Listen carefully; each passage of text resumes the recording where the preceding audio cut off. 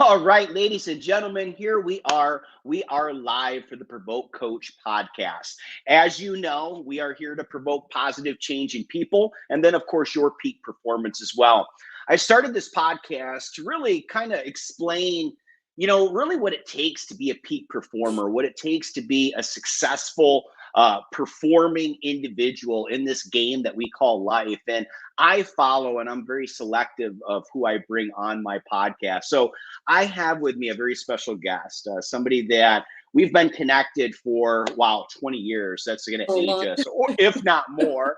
That's going to definitely date us. An old high school fun partner in crime at times, Nichole Lee. Thank you so much for being on our podcast. Thanks for having me. Absolutely. And, look, I know there's going to be a lot of people that are on that know who you are. They know what you do, what your story is, but there's also going to be a lot of people that don't. Okay. And what I would like you to do now is really just kind of explain, hey, present day Nichole or Nikki. I like to call you Nikki still. Maybe that was 20 years ago. Who knows? But what are you doing now? Kind of explain and give us, what you're doing as of today, present day. So right now I work for a company called J&J Flooring Group, and I am a manufacturer's rep. So we manufacture commercial flooring products, and I work in the commercial construction industry. I work with flooring contractors as well as interior designers in the commercial construction world. And then I also work with end users like education facilities, K-12 facilities, government, churches. It just sort of depends. So I work, we call them like the three legs of the stool or whatever. So right. All along the process in construction, that's what I do right now. I just show people my flooring and talk to them about how it can provide a solution for whatever issues they're having, which as weird as it sounds, there are a lot of issues when it comes to flooring and different things you have to navigate. So I just try to provide them with the right product and be a resource in that way. 100%. And I guess explain a little bit more about, when somebody's listening right now, they're like, construction flooring. Okay. What does that mean? Cement? Does that mean like dirt? Explain, because the images that you show, on social media of these installs and these floors, this is just like breathtaking. There's a lot of art that's involved with it. It's not just material. Explain where, I guess, some ideas of where would people see these floors, as an example. Oh man, all over the place. When I talk about flooring, when it comes to what we do, it's primarily soft surface flooring. So carpet. We also have a product that we manufacture that's called Kinetics, and it is a textile composite floor. It's a knitted material, so it's completely different than carpet, and it offers a lot of the benefits of both soft and hard surface flooring. And we do also offer hard surface. So that would be, we call it LVT for short, but your luxury vinyl flooring products. You'll see that in everything from a residential home to large commercial buildings. So the projects that I share on social media are recent installs. They can be, a lot of them are from my territory, and a lot of them are also from outside of my area, just beautiful installations that I see from my colleagues. We always share our installs and our project stories. Get the products out there in front of people, but that can be anything from a local bank to a YMCA. I do a lot of senior living facilities personally. I've got some really beautiful installs that are going on right now with that. And then a lot of education too, a lot of your K-12 schools, higher ed. That's a really great market segment for the Kinetics product in particular, because it is a super durable material. So those are sort of, it's really any commercial building. So if you would walk into a restaurant or a courthouse, any of those kinds of things, you expect to see a flooring like mine, if not mine. Got it. So I guess square footage wise, you're typically dealing with what, everything from 10,000 square feet and more, or that's kind of Yeah. what it sounds like. Yeah. Anything, I Okay. mean, I've done projects where I just have 20 square yards, which would be 180 square feet roughly on a job. And I've Right. done my current senior living install is 11,000 square yards. So that's almost 100,000 square feet. Wow. And that's all my flooring. So it really just depends. We don't really have minimums. You don't have to order a certain amount, except the carpet tile that comes in squares or planks. You have to buy a full box, and that's pretty much, for the most Right. part, the minimum for our standard projects. Yeah. Now, are you finding that due to like COVID, I mean, was it kind of to where, like you said, K through 12 schools? I mean, were they Mhm. going in and just saying, get this old carpet out of here, get this old material out of here. We got to revamp it. I mean, did you see a spike in sales It at was COVID or yeah? interesting. It was Okay. it depended. It Okay. depended on every every case was different because yes, like you were saying, there would be times when a school didn't have anybody in and they were like, this is a perfect opportunity for us to just pull up everything that we've got down on the floor and revamp it and make it fresh and new for when the students come back. But then on the flip side of that, a lot of places, I do a lot of corporate work as well. So in those Yep. places, a lot of that work just sort of stopped for a really long time because they didn't Mm, really know what the work environment was going to look like. They weren't sure if they were going to have people back in the office. And if they weren't, then it right. didn't make sense to redo that floor. So it was kind of an interesting mix. And then this year, it has been really, really good because Hmm. a lot of the projects that were on hold from last year decided to move forward this year. And then there's been a lot of government funding for certain market segments, which has Right. helped greatly as well. That's awesome. And where do you kind of see it, I guess, in the future? I mean, not only, with your role in this, because your shit. I mean, you have countless, awards and accolades over the years of you just absolutely crushing it, even in today's market, just like you said, I mean, 2021 has It's been been hot, great. Yeah. I mean, I mean, companies in your sector, in your business, they're shutting down. I mean, they're in third, fourth quarter, and they're going, yeah, we already hit our numbers, and they're kind of smooth sailing right now. Where do you kind of see this in the future, I guess, for your arena? Well, it's been interesting because we've been fortunate at J&J. Our parent company is called Engineered Floors, and we have a really solid financial situation in general. So that's worked in our Right. favor. The market itself, I think it's anybody's guess. I would never purport to be a market expert. I think at least based on what I've been talking with my customers about, we should be looking good for the next couple of years, I would think, just based on what I'm seeing coming out for bid and the projects that I'm talking with designers about, and the funding, like I said, that funding that some of these K-12 schools are getting is fantastic. They've got certain budgets that are specifically for flooring, so that's fantastic. Moving on past that, I think it's anybody's guess. That's for the economists to figure out. Right. But Right. I Right. think we're going to be looking good. I can see definitely into 2022 just based on what I can see in my forecast in my territory. So that's Yeah. exciting. Building and construction in general is going like crazy right now, and that's obviously a Right. huge indicator for me. So right now Yeah. everything's looking good. Now, forget shop for a second. What about you as far as, a professional? I mean, you've been with this company for a while now and you've been kicking butt. I mean, is it growing with the company? Is that where you foresee, your future as well? Or, I mean, I know we don't have a crystal ball and we always want things to work out, but, what are you thinking for you? um, I love my company a lot. Yeah, Um,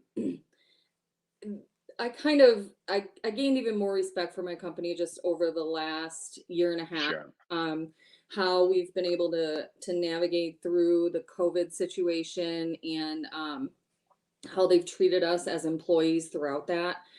Yeah, Obviously, I think most companies didn't escape with out some sort of loss without having to lose some people. Sure. Unfortunately, it was just kind of a really tough time, but we were able to keep most of our employees as far as we didn't have to let go of that many people. They were Nice. super understanding with us throughout, when we weren't able to go out and see people because, my whole job up until March of 2020 was every day in the field, visiting people, showing them products, talking to them about, what they have going on and just, getting to know them. So that Yeah. all completely changed in March of last year, and there were 2 months Mm. where we couldn't go anywhere. They didn't even Yeah. let us go into the grocery store here. So, Yeah. Oh, 100%. but So I guess for you then, I mean, let's talk about that for a second because, I think there's a lot of people on the line that, they've used, I know I've heard it a million times with my clients and, and some of the people that we do work with. And especially my executive coaching clients use COVID as a crutch, right? We call it the COVID crutch. Well, then COVID happened. We were kicking ass and then COVID happened. For you, I guess, in the sector of building relationships and really being face to face, you know, what changed? I mean, what did you have to pivot with? How did you have to, I guess, change your approach did the company teach you this? Did you kind of take it upon yourself? Because I know you're a high performer, so you're going to stick and move, right? You're going to do well. But was it everybody that was doing that? Talk to us a little bit about that. it was interesting because, you really did have to completely alter the way that you communicated with people, how Mm, you made sure they knew that you were there. You had to be sensitive to how many emails they were getting because, in right. particular, with designers, they are selecting every single piece of an interior finish on a project. So that's everything from flooring to doorknobs to lighting, light switches, tables, chairs, everything. Mm, And if you can imagine how many reps they deal with, if all of us were constantly emailing them, and I, right. at the beginning, I made a huge mistake and I sort of realized it really quickly, like right when everything shut down, I was like, we were all kind of, and I think a lot of us in my company were like, we're still here, we're still making stuff, Oh, sure. and at at the time it was like we just wanted to make sure they knew we weren't going anywhere, but I can imagine they probably got hundreds of those. And so it was kind of Yeah. like, okay, we've Yeah. got to do something different. So I just try to keep people updated with, short little emails as far as when we'd have product launches. I would schedule virtual launches, and we'd do meetings and show them, digitally the products that we were Mm, launching. And when it was really, really crazy and everything was really, really slow, we found one of my coworkers introduced me to a website called thanks.com. It's mm, thanks without the A. And I had never heard of it before, but you can really send anything to a client as a thank you via this website. So mm. for lunch and learns, we would do virtual lunch and learns, and I would send them Right. to get whatever they wanted delivered for lunch. One of my customers, Interesting. yeah, they had a birthday. I sent him a bottle of good tequila, all kinds of cool stuff that you could do. So it was just fun to be able to Nice. do something different. And like when I would get an order and it was really slow, I would send a gift to the designer who spec'd my product on that job and to the customer who ordered it, just like, hey, thanks. I know times are a little slow at the moment, and I just wanted to tell you I appreciate you. So just kind of those things to Yeah. stay top of Yeah. mind, but not be annoying. Right. Right. Well, and but it's funny that you say that because I think everybody had kind of this common mission, right? Like everybody went from, okay, what do we do now? Well, let's email them, call them, Yeah. text them, let them know you're here. Don't lose that connection, right? Like the managers, right? The executives are, we're going down with the ship. They had this, which God bless them. Everybody had it. I did for my company. I'm like, hey, this is awesome. And I'm thinking to myself, oh my God, what are we gonna do? And you kind of have this fight or flight, right? Which you kind of do it, but you're right. if you bombard, because I got bombarded, I know that I'm sure you did as well, with all the connections that you have with your company. If we're getting bombarded and they know we're in sales, Yeah. right? Then what's happening on the other side of that? So it was just kind of this cycle of stuff. But I like what you said. Um, you kind of slowed the process. You kind of went back in time a little bit, because that is a sales approach that the old timers, the Zig Ziglars, the Tom Hopkins, the people used to just grease the hands of the people that made the decisions, or the gatekeepers. Talk about some success, because you sent bottles of tequila, food on your lunch and learns. I mean, you closed some deals obviously from this, right? Sure. I think in general, it's just about making people feel appreciated. We do Yeah. a ton of stuff. People in my role, we are entertainers. We want to be Yeah. around the people that we work with. So all in Mm, all, that's a part of what we love to do is spend time with our nice. clients and make sure that they understand how much they're appreciated because they work a ton. I mean, Right. a ton of 100%. Yeah. hours and they're overworked. And so it's nice to be able to say, hey, let's go get dinner. Or, we do super fun events sometimes. I've got a really fun one coming up next year that my designers are gonna love. But just things like dinners. In the last fall, we did a fun outdoor fall pumpkin decorating barbecue. So you could be outside and you could stay distant, but you could still Mhm. have fun and get together with people after so long of really not being able to do that. And we've done museum tours and private tours Interesting. of archives, all kinds of different things like that, sporting events, and just trying to make things a little bit different and fun. Did you and your company, did you guys do this before COVID, Well, or both. When it comes to the okay. sporting events, I didn't do, we had one we were supposed to do last year, and that actually got pushed. We're doing it in the spring. But Yeah. for a while, we there would be virtual events. Like we did a Right. macrame event this summer that we were originally going to do virtually, and then we sort of just pushed it off, and we ended up doing it in person. But a lot of my friends that I work with, they've done some really cool things. One of my friends did a magic show virtually, and Wow.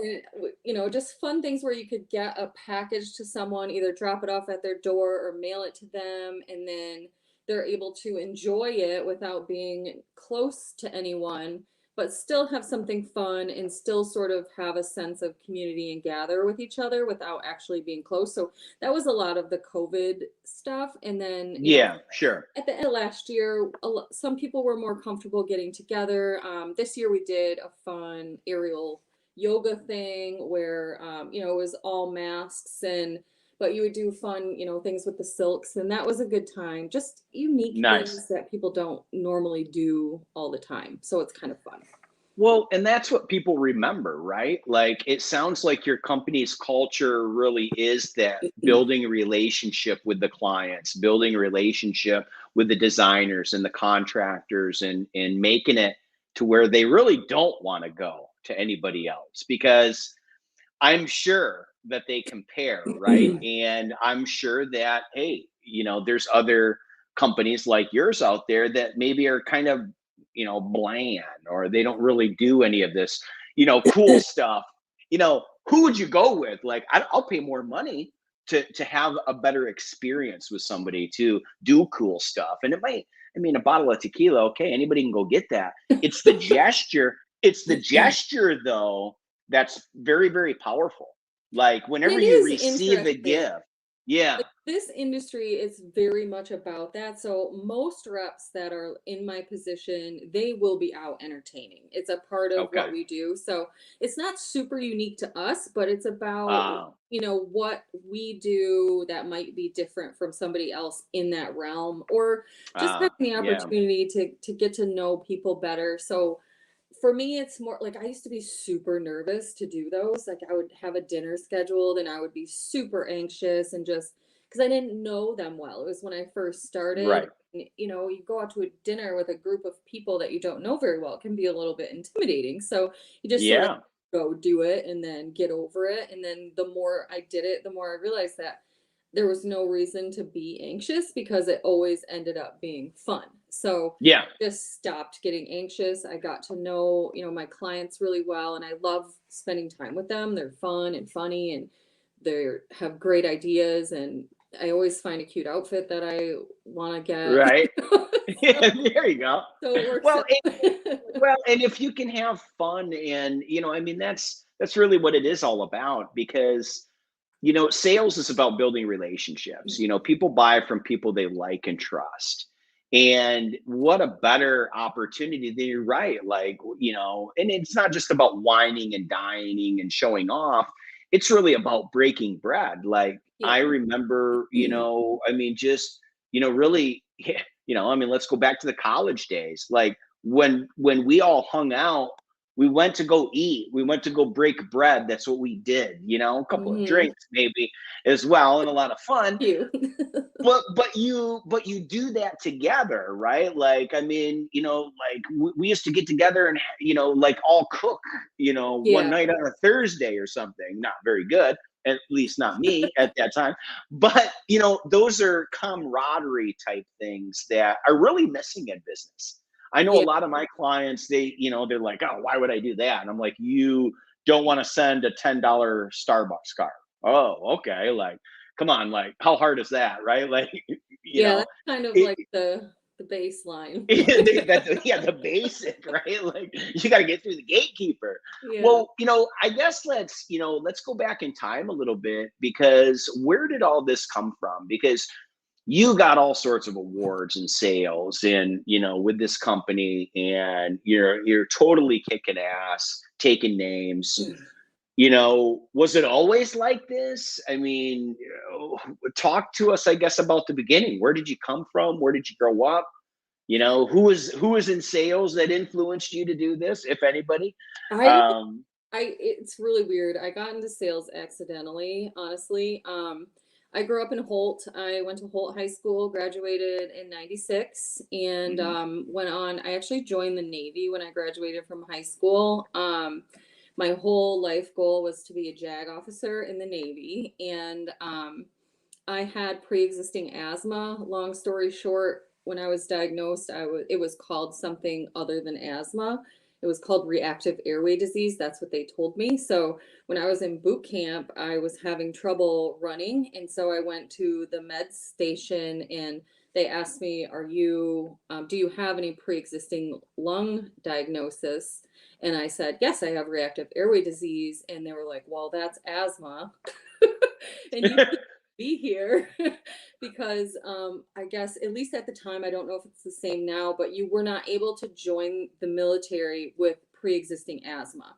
If Right. I had not said that, then I could have just I would have been diagnosed with it there. They would have covered it, blah blah blah. So then that took me to ending up at Ferris, and I Hmm. studied marketing. So my Yeah. goal was to be in advertising or something like that. But then I got an opportunity to do my internship um, at a financial services firm. And so Mm, that's sort of where the sales came in. It was never really what I wanted to do, but it ended up being right. like now I couldn't imagine not being in sales because Right. I love it. I'm not an office person. I just and that's what I realized. Like my job in financial services, I was Hmm. always in an office. I was Right. working 50, 60 hours a week. And it was a very difficult type of job for me. I didn't love Hmm. being stuck behind a desk all the time. Hmm. So then in 2009, in the winter, just before it became 2010, I was interviewing for a job for my previous company. And Hmm. I did not stick at a company for a very long time up until then because I just didn't like what I was doing. I just Right. thought, if I just go somewhere else, maybe it'll be better. Right. It just wasn't my jam. So when I got the job at my previous employer, it was a funny process. And basically, I just laid it out like, hey, look, I was in my fourth interview and they're kind of like, we really like you, but your resume is a little jumpy. You haven't been anywhere for a really long time. Right. Like I said, I swore in my interview, I was like, let's face it, this shit ain't pretty. I seriously said that. I threw my resume across the table. Wow. And I was like, if you give me a chance, I promise you, I will be successful. I will be at President's Club next year, and I will make sure that you don't regret making this decision. And Hmm. 100%, all of that came true. I was at President's Club the next year. I was I think number 8 Wow. in my company that year. The next year I was number 4. And it just sort of, I found my mojo. I really like working in Yeah. commercial construction. It's a lot of fun. And I really like what I do now because now I'm representing a American manufacturer. My Mm-hmm. last job was more of an intangible. It was marketing oriented, so that's a little bit different. But this is a material that's made, primarily everything we sell is made in the USA. Yeah. And I get to work not only with the contractor side, but also the creative design side. So it's sort of the best of Mm. both worlds. Now, have you always liked, kind of the creative and the design, side? I mean, has that just been like more of a hobby or more of did you have an eye for it? No, I didn't have anything for it. I was terrible at it. If you just would have seen my last apartment, I learned so much every day from the people that I work with. Yeah. Nowhere near qualified or skilled like they are, but I've definitely picked up a lot of things that helped me to make where I am now like a more homey place to be. And I never Yeah. really knew anything about design, never had any interest in it.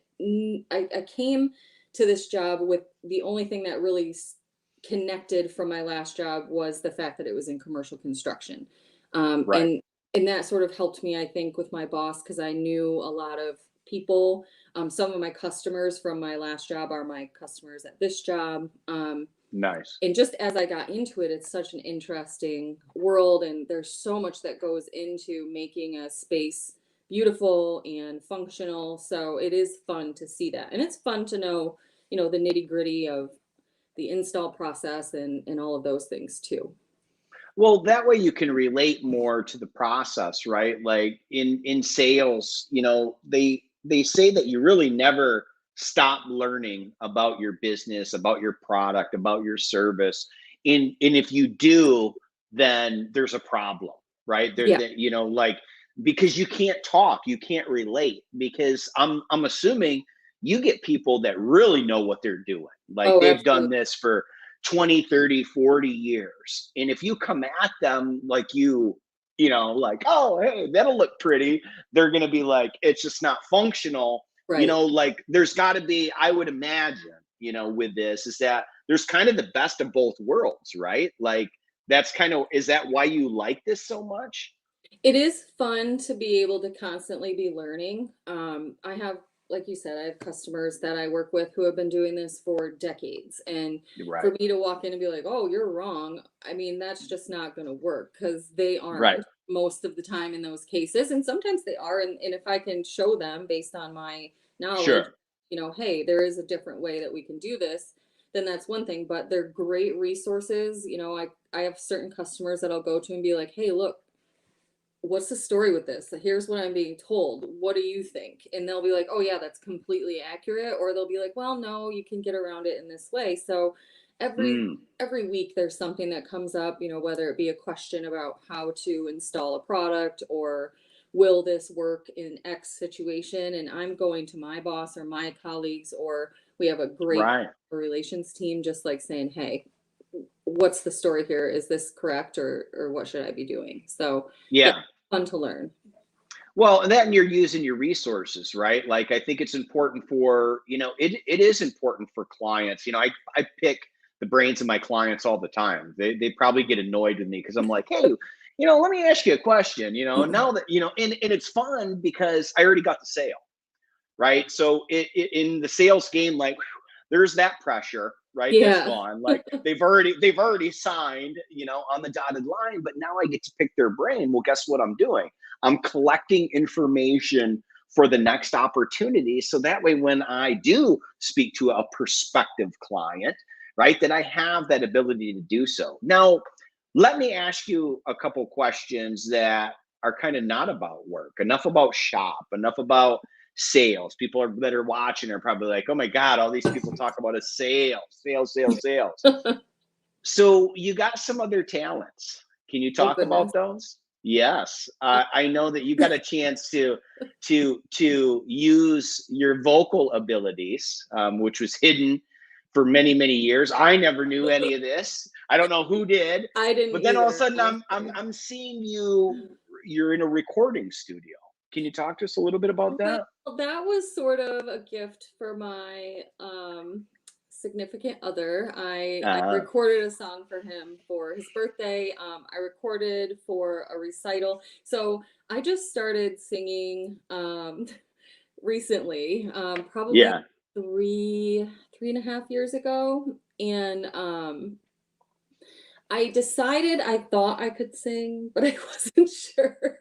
So I was like, well, the only way to know is to go and speak with somebody and get some lessons and see if I'm crazy. And so I started doing that. I started going to Kalamazoo Music School, and mm, Ashley and Benji are the co-directors, and yeah, they are awesome. And so I studied with Ashley for about a year and a half or so, and then she went to full-time more doing administrative stuff. And I took a little bit of a break from the lessons, but yeah, it's just something I do for enjoyment, and I kind of yeah, go on and off when it comes to the lessons because it does require a lot of time and dedication, and I still yeah. practice like every day. Obviously, you sing in the shower. You have to sing in the shower. Right. Great acoustics in there. So that's, yeah, that's a lot of fun. I really enjoy it. And there was a time when I was getting really busy earlier this year, and I was kind of overwhelmed. And I was like, okay, I need to take a break from the lessons and just Yeah, streamline a little bit. So, plus golf season was coming up. That's my right. other passion. I love golfing. So I try to do that as much as possible. So those are my two main hobbies. Well, that's awesome. Now, what do you see as far as, as far as your music? I mean, are you writing music as well? I mean, is it in hopes that you can get some stuff out there, or just for fun? I I right mean, now it's just for fun. I have yeah, written some things, but I've never recorded them. I've never shared those things necessarily. So right now it's just kind of to have fun with it, and explore getting better. I've never actually really even sung in front of a group of people. I feel good that I sang for my grandfather before he passed away. I sang at Christmas last year a little song for um, him and my grandma and my dad and my mhm, stepmom. But for the most part, I still get really nervous when I sing in front of people. So that's yeah, something I'm trying to work on, and that's what I was trying to work on. I'm pointing back there, like that means like earlier this year when you point behind you. Um, right, so that was one of the things I was working on then, and that's why I did the recital and did the recording, because I'm trying to get less nervous about it. So it's right, just a right. hobby right now. Yeah, and that always happens, at the beginning when you really don't know, right? I think that, like you said, you all of a sudden were like, wow, I can sing. Like somebody probably told you like, wow, Nikki, like what the hell are you doing? Like, that's awesome. I know when I heard you, I was like, holy shit, like she wasn't joking, because I'm sure everybody was a little inquisitive. It's like, all right, Yeah, Nikki, people let's are kind of all like, right, okay, Nikki, I can whatever. rap too. I can, but you see, but Right. that's fantastic. That's awesome. So I guess with the golf, because I know that you like to do that. Tell me, because everybody has something. What's the vice used for? What is golf used for? Is that to get out of work zone and that sales and that just getting out there hitting the ball and having a good time, or is there some sort of competitive nature that you have to that Oh kind man. of distracts you? I mean, talk to us a little bit about that. think everything I do has a competitive nature, whether I say it out loud or if it's just in my head. My boyfriend is really good at golf. Yeah. So we'll do like once in a while, we'll do like a fun challenge where he'll spot me like a stroke a hole because he's that much better. Mm. And then just see like $1 a hole, things like that. We haven't done that in a while, but um, I call them golf moments. So, I love the smell of the air, like early in the morning when Mm. you go golfing. Yeah. I love going in the evening. I just love being out there and just having fun. It's a lot more fun when you're hitting the ball well. Yeah, of course. Sometimes Sure. it's really, really frustrating. And then I just have to be like, okay, like you're supposed to be having fun. And sometimes I can talk myself off of throwing a fit, but it's Right. kind of like one of those sports where, if you're not dialed in, then you're gonna be having Yeah. But I think that for the golfers that are listening and watching, there's an element of the sport that it is that mind body connection. It's not just oh, for about, I mean, because there's a lot of sports out there. It's like, oh, just kick it harder, just punch harder. Like there's aggression and there's things that people use for like stress relief. But with golf, it's a thinking game, and you really have to do things properly for yourself. Do you find that you kind of get lost in that a little bit? Does that take you from like your professional side and just take you somewhere else? Because I know it does for me, and there's other yeah. things that do as well. If I let it, it does. I take customers golfing quite a bit, and sometimes Ah, I just have to like, I'll put like I have to ignore my phone because if something stressful happens on my phone while I'm out with a customer, automatically like my mind is not working in the right way. mm, It is a total mind body, like you were saying. yeah, They're very connected, and if you're thinking about something else or if you're stressed out, then it just really doesn't do you much good. yeah, I try to focus. I'm not always the best at it.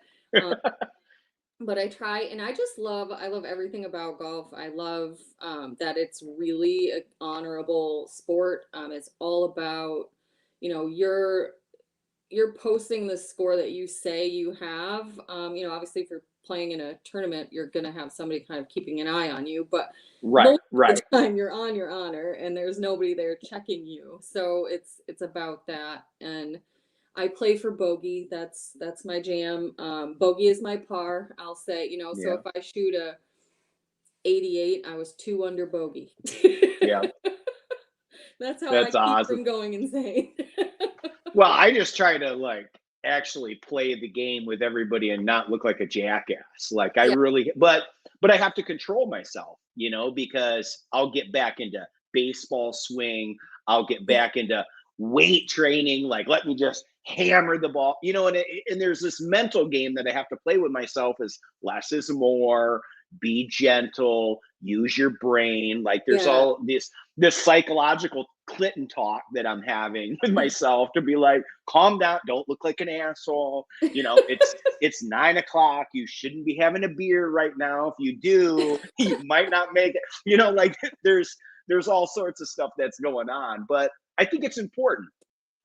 Those type of sports, are, it's interesting and business wise, golf is It's a phenomenal. I don't lot know of how many yeah, deals have been closed on the golf course, for many, many years, yeah. definitely in business. Well, look, I think that what I would want to know from you, and I think what our listeners want to know is, I guess kind of a twofold because you're in business and because you're in sales. What advice do you have for somebody that might be in a position such as yours? And then just for the everyday common folk, right? The non-sales people, what advice do you have for them as well?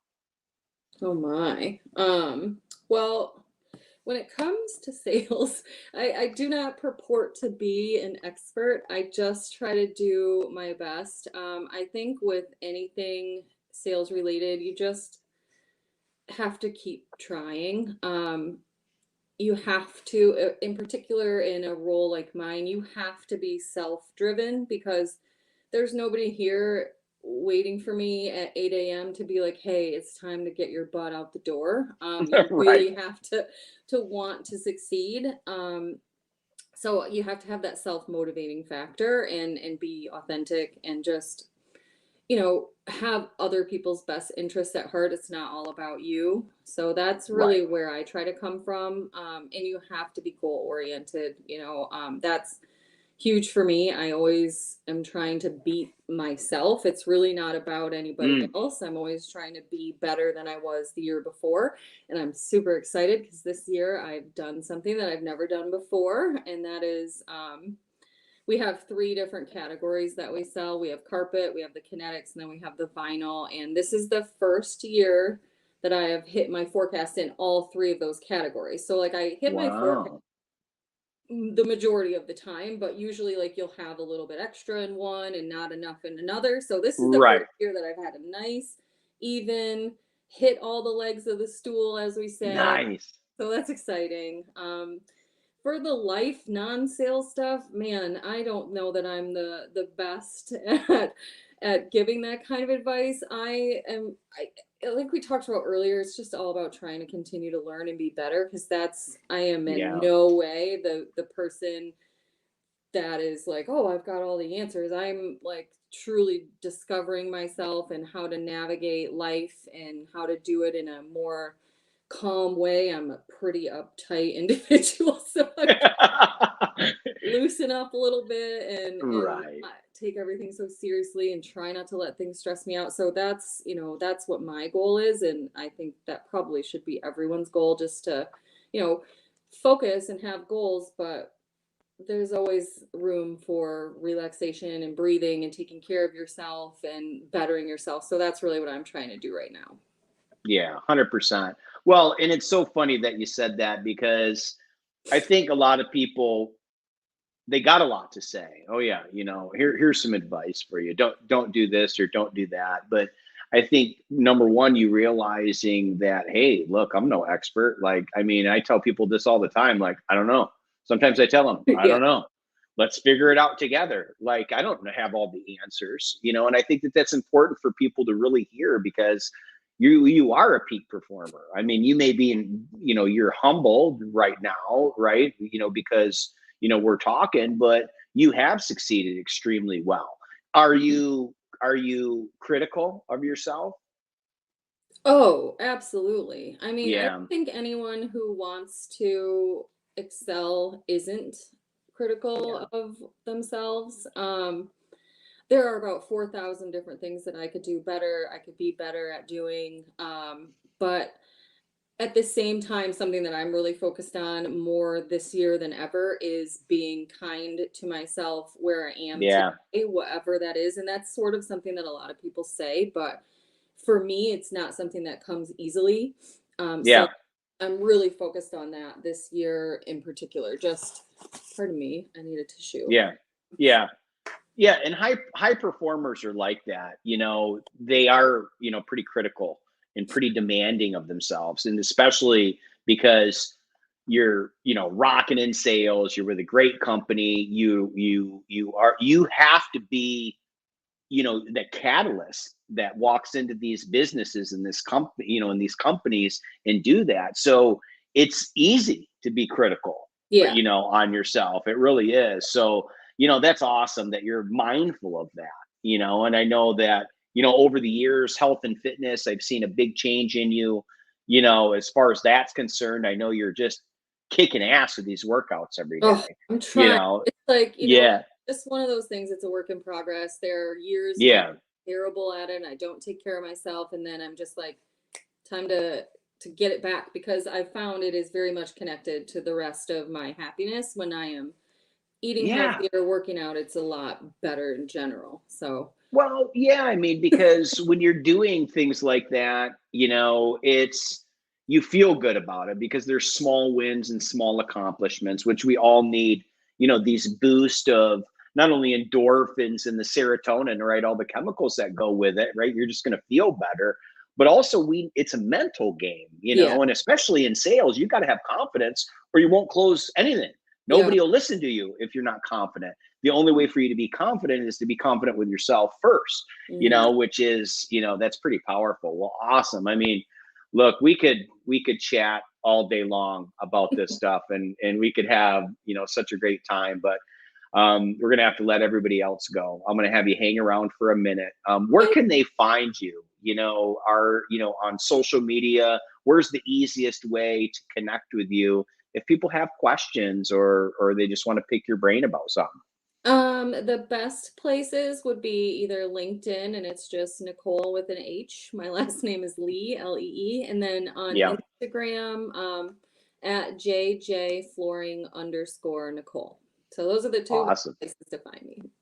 Awesome. Very good. Awesome. Well, I'm going to have you hang around just for a second. Everybody else that's listening, look, if you just loved this episode, you know what to do. Leave a review, share, post, whatever you got to do. It was so awesome having you, Nikki. I don't like Nichole. Sorry. Nikki is not impersonal name. Like, okay, quick aside. When I was in college, one of our professors, you may have had him in sociology, told me Nikki Lee sounds like a country singer, and he didn't say it in a kind way. And I love country, but as soon as I went in the real world, it stuck with me. And so I was like, at work, my name's Nichole. It's in real life, it's Nikki. So it's just what it is. I'm always gonna call you Nikki. But like thank you it. so Fun. much for being on our podcast. Thank you so much. It was so awesome. And we'll see everybody else soon. Remember, provoke positive change in people, and then of course your peak performance as well.